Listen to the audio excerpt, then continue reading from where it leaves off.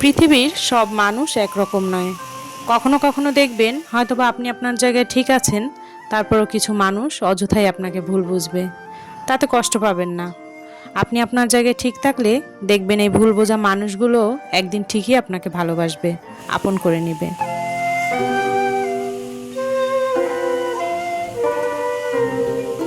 বিশাল student ID থেকে অনেক আগে একটা আপু কিন্তু কমেন্ট করে বলেছিলেন 20,000 টাকা তার হাজব্যান্ডের মাসিক ইনকাম, তো এই টাকায় কিভাবে সংসার চালিয়ে কিছু টাকা জমাতে পারবেন সেই নিয়ে একটা ভিডিও বানানোর জন্য। তো যাদের মাসিক আয় 20,000 টাকা এবং এই টাকার মধ্যে সংসারের পুরো A to Z খরচ করার পর কিছু টাকা জমাতে চাচ্ছেন, তারা চাইলে কিন্তু আজকের ভিডিওটি দেখতে পারেন।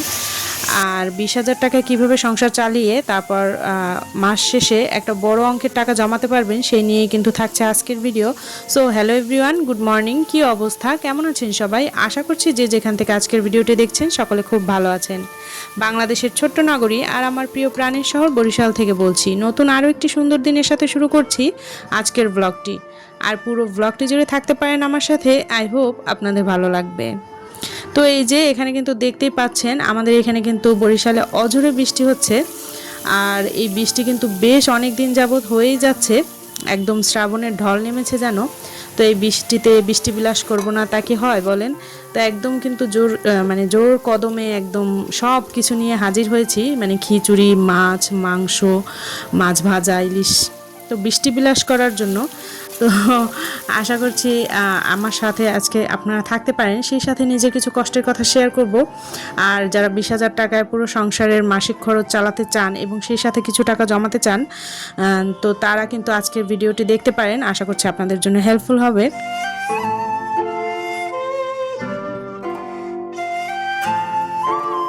তো আগে বলি, বিশাল স্টুডেন্ট আইডি থেকে যে আপুটা কমেন্ট করে বলেছিলেন, সেই আপুটা প্রায় 1 মাস আগে আমার অনেক আগের একটা ভিডিওতে কমেন্ট করেছিলেন। তো যারা আপনারা বাজেট প্ল্যান চান তাদেরকে শুরুতেই বলবো যে আপনারা আমার আপডেট মানে নতুন ভিডিওগুলোতে কমেন্ট করবেন। যদি আপনারা সত্যিই চান আপনাদের বাজেট ভিডিও নিয়ে মানে ডিটেলসে কোনো ভিডিও বানাই আমি, তাহলে আপনারা আমার নতুন ভিডিওতে কমেন্ট করবেন। কারণ দেখা যায় অনেক পুরনো ভিডিওতে কমেন্ট করলে সেই কমেন্টগুলো রিপ্লাই দেওয়া হয় না। বেশিরভাগ ক্ষেত্রেই দেখা যায় নতুন ভিডিওগুলোর কমেন্টই দেখা হয় আর ওগুলোরই রিপ্লাই দেওয়া হয়। তো যেহেতু বিশাল স্টুডেন্ট আইডি থেকে আপুটা আমাকে কমেন্ট করেছিলেন অনেক আগের একটা ভিডিওতে, তো সেই জন্য কিন্তু ওই কমেন্টটা আমার অতটা ওরকমভাবে দেখা হয়নি। তো আর যেহেতু আপু 1 মাস আগে কমেন্ট করেছিলেন, আপনারা জানেন যে আমি কিন্তু পোস্ট দিয়ে বলেছিলাম যে আমি অনেক বড় একটা সমস্যায় পড়েছি, যার কারণে কিন্তু আমি কন্টিনিউ ভ্লগ দিতে পারছি না। আর আমি কিন্তু এই যে নতুন ভ্লগটা কিন্তু দিয়েছি প্রায় 2 মাস পর। তো আপু তারপর আমাকে এমন একটা কমেন্ট করছেন, মানে আমার দেখে আসলে খুবই খারাপ লাগছে। আমার কিন্তু ভিডিওতে নেগেটিভ কমেন্ট খুব কম আসে। আর আপনারা বিশ্বাস করেন আপুরা, মানে আমি কিন্তু এই ইউটিউব প্ল্যাটফর্ম থেকে টাকা আর্নিং করছি, কিন্তু টাকা উঠানোর মতো টাকা কিন্তু এখনও আমার হয়নি।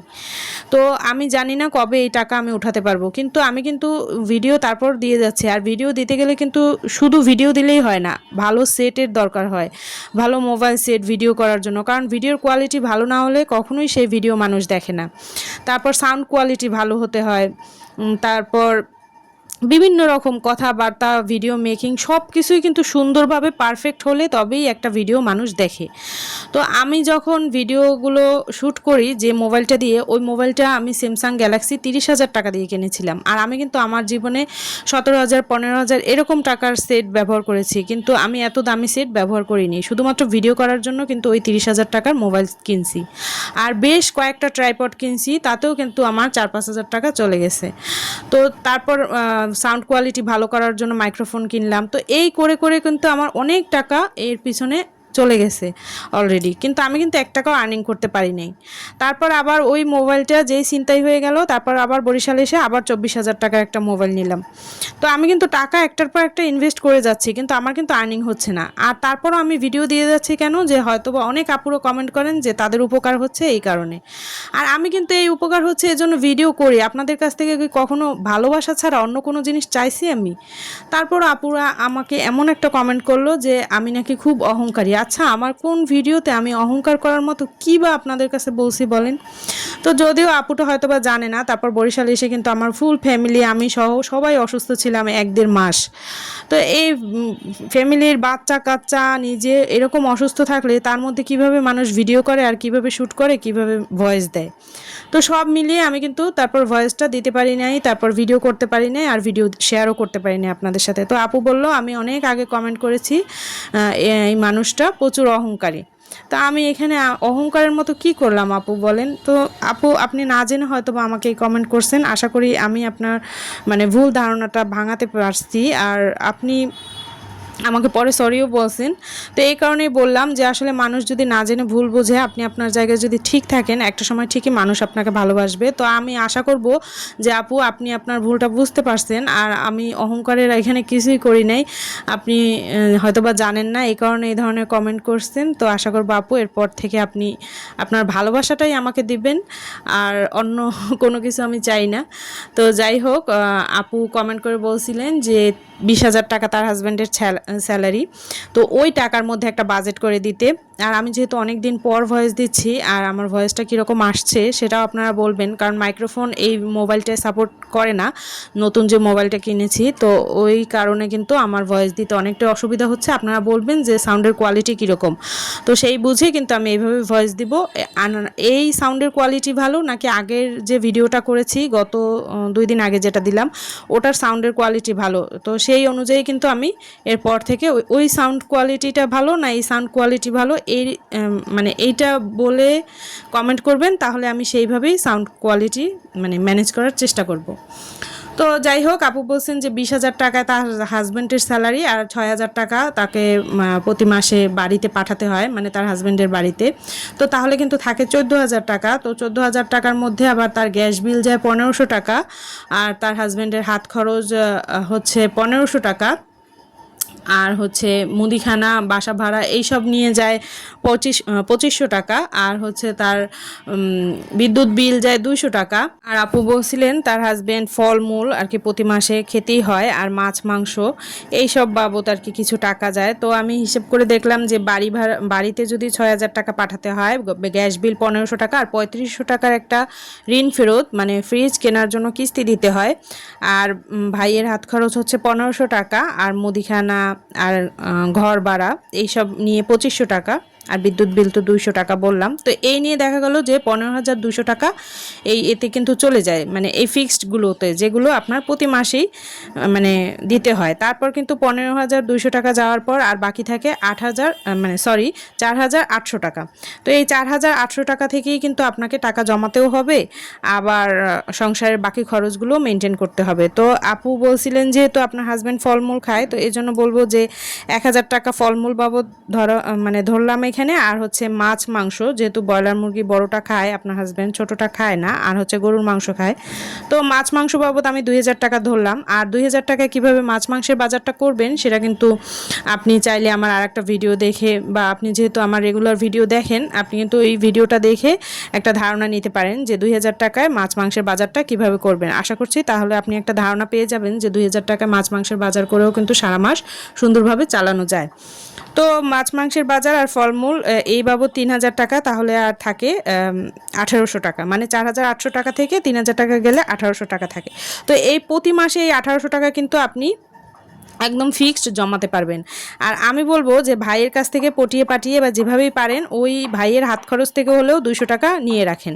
তো 1,800 টাকার সাথে ওই 200 টাকা অ্যাড করলে কিন্তু 2,000 টাকা হয়। আর এই 2,000 টাকা আপনি একদম মাসের শুরুতে একটা ডিপিএস করে রাখবেন 5 বছর বা 10 বছরের জন্য, যেটা আপনাদের ভবিষ্যৎ নিশ্চয়তার জন্য কিন্তু খুব হেল্পফুল হবে। যেহেতু আপনাদের শুধু হাজব্যান্ড ওয়াইফের সংসার, সত্যি বলতে আমি কিন্তু আমার আগের ভিডিওতে বলেছি যে টোনাটুনির সংসার থাকাকালীন সময় কিন্তু মানুষের জমাতে হয়। দেখা যায় বাচ্চা কাচ্চা হয়ে গেলে তারপর কিন্তু আর জমানোর অপশন থাকে না, কারণ তখন বাচ্চা কাচ্চার পিছনে এত খরচ আজকাল, দেখা যায় তখন কিন্তু আর টাকা জমানো সম্ভব হয় না। তো এর জন্য বললাম। আর আমিও কিন্তু আমার টোনাটুনির সংসার থাকাকালীন অবস্থা থেকেই এত মানে টাকা জমানোর প্রতি খুব বেশি আগ্রহী ছিলাম, আর যার কারণে দেখা যায় একবার টাকা যদি জমিয়ে যায় এবং বেশ একটা অ্যামাউন্ট আপনার হয়ে যায়, তাহলে কিন্তু দেখবেন পরবর্তীতে খুব বেশি কষ্ট হয় না বাচ্চা কাচ্চা হয়ে গেলেও। তো যাই হোক, এছাড়া আপনি বলেছিলেন যে আপনার গ্যাস প্রতি মাসে 1,500 টাকার সিলিন্ডার লাগে। তো আমি জানি না এটা কিভাবে সম্ভব। দেখা যায় আমার যে মানে ফ্যামিলির মেম্বার সংখ্যা 4 জন আমরা, আর আমাদের কিন্তু অনেক রান্না বান্না করতে হয়। তারপর কিন্তু একটা গ্যাস আমার সিলিন্ডার কিনলে দেখা যায় 2 মাস প্লাস যায়, 2 মাস প্লাস যায়। তো আপনার যেহেতু হাজব্যান্ড ওয়াইফের সংসার, আপনার একটা গ্যাস কিন্তু 3 মাসের উপরে যাওয়ার কথা। আমাদের যখন দুজনের সংসার ছিল আমরা কিন্তু 3 মাসের উপরে গ্যাস নিতাম একটা সিলিন্ডার, তাতে যত রান্নাই আপনি করেন। তো এরপর হচ্ছে ওই কমেন্টের রিপ্লাইতেই কিন্তু একটা আপু কমেন্ট করেছিল যে এটা কিভাবে সম্ভব, মানে একটা গ্যাস সিলিন্ডার 1 মাসে তো যাওয়ার কথা না। তো এর জন্য আমি আপনাকে কিছু টিপস দিচ্ছি যাতে আপনি একটা গ্যাস সিলিন্ডার বেশ 2-3 মাস মানে চোখ বন্ধ করে চালাতে পারেন। তো তার আগে বলবো, এছাড়াও কিন্তু আমার গ্যাস সিলিন্ডার একটা 2-3 মাস চালানোর একটা ভিডিও আছে, আপনি চাইলে ওটা দেখে নিতে পারেন। তাতেও কিন্তু বেশ কিছু ধারণা আপনি পেয়ে যাবেন। তবে শুরুতেই যে টিপসটা দেবো সেটা হচ্ছে আপনি দোকান চেঞ্জ করেন। আপনি যে দোকান থেকে গ্যাস সিলিন্ডার আনেন ওই দোকান থেকে গ্যাস সিলিন্ডার না এনে অন্য একটা দোকান থেকে আনেন, মানে সামনের মাস থেকে। তাহলে কিন্তু আপনি বুঝতে পারবেন যে ওই দোকানদার হয়তোবা গ্যাস সিলিন্ডারে অনেক সময় গ্যাস কম থাকে, এ ধরনের সিলিন্ডারও বিক্রি করে। আসলে মানুষের তো আজকাল বাটপারি টাউটারির শেষ নাই। তো এর জন্য বলবো যে আপনি অন্য দোকান থেকে গ্যাস সিলিন্ডার আনার চেষ্টা করেন। তো সামনের মাস থেকে এটা করবেন। আর হচ্ছে আপনি যে কোনো, যেহেতু আপনি বলেছেন বেশ ডাল রান্না হয়, ডালের ঘাঁটি হয়, তো ওই রান্নাগুলো আপনি প্রেসার কুকার ব্যবহার করে রান্না করার চেষ্টা করবেন। আর পারলে রাইস আইটেমগুলো আপনি রাইস কুকারে রান্না করবেন। তো প্রেসার কুকারে রান্না করলে আর ওই যে কোনো ধরনের ডাল রান্না করার আগে আগের দিন রাতে অবশ্যই ডাল ভিজিয়ে রাখবেন। তো ডাল দেখা যায় আগের দিন রাতে বা খুব ভোরে যদি আপনি ডালটা ভিজিয়ে রাখেন তাহলে কিন্তু ওই ডালটা অনেক তাড়াতাড়ি সিদ্ধ হয়, আর তাতে করে কিন্তু অল্প গ্যাসেই কিন্তু ডাল রান্না হয়ে যায়। আর যেহেতু আপনি ঘাঁটি রান্না করেন তো ওই রান্নাগুলো প্রেসার কুকার ব্যবহার করবেন। আর তো বললাম যদি সম্ভব হয় রাইস কুকারে খিচুড়ি ভাত বা যে কোনো রাইস আইটেম রান্না করার চেষ্টা করবেন। আর যদি রাইস কুকারে রান্না করাটা সম্ভব না হয় তাহলে অবশ্যই যে কোনো রাইস আইটেম, মানে ভাত, খিচুড়ি, পোলাও যেটাই রান্না করেন ওটা রান্নার অন্তত 2 ঘন্টা বা 1 ঘন্টা আগে ভিজিয়ে রেখে, জলে ভিজিয়ে রেখে তারপর রান্না করবেন। তাতে করে কিন্তু আপনার রান্নাটাও বেশ ঝরঝরে হবে আর রান্নাটা খুব তাড়াতাড়িও হবে।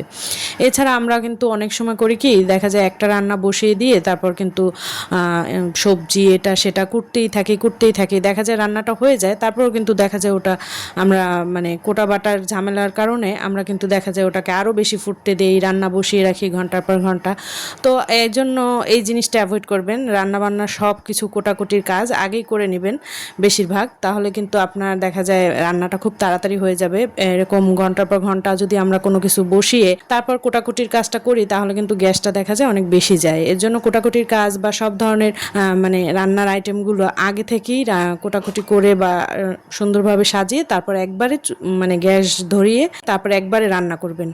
তো এভাবে করলেও কিন্তু দেখা যায় গ্যাসটা অনেক সাশ্রয় হয়। আমি কিন্তু আমার রান্নার আগে, মানে গ্যাসের চুলা জ্বালানোর আগে দেখা যায় সব কোটাকুটির কাজ মোটামুটি 80% সেরে তারপর রান্নাটা বসাই। তাতে করে কিন্তু আমার রান্নাটা খুব দ্রুত হয়ে যায় আর এরকম ঘন্টার পর ঘন্টা গ্যাস জ্বালিয়েও কোনো কিছু চাপিয়ে রাখা হয় না আর কি। তো এই হচ্ছে টিপস। এছাড়াও আপনারা মানে আপনি আমার ওই সিলিন্ডার 2-3 মাস যাওয়ার যে একটা ভিডিও আছে, একটা সিলিন্ডার 2-3 মাস কীভাবে নেব, ওই ভিডিওটা দেখেও কিন্তু আপনি অনেকটা ধারণা নিতে পারেন। তো এই হচ্ছে গ্যাসের মানে গ্যাস বাঁচানোর বেশ কিছু টিপস আপনাদের সাথে শেয়ার করলাম। এভাবে করে গ্যাস যদি আপনি বাঁচান তাহলে কিন্তু আপনার দেখা যায় একটা সিলিন্ডারে 2-3 মাস যাবে, তাতে করে ওই সিলিন্ডারের টাকাটাও কিন্তু আপনার জমবে।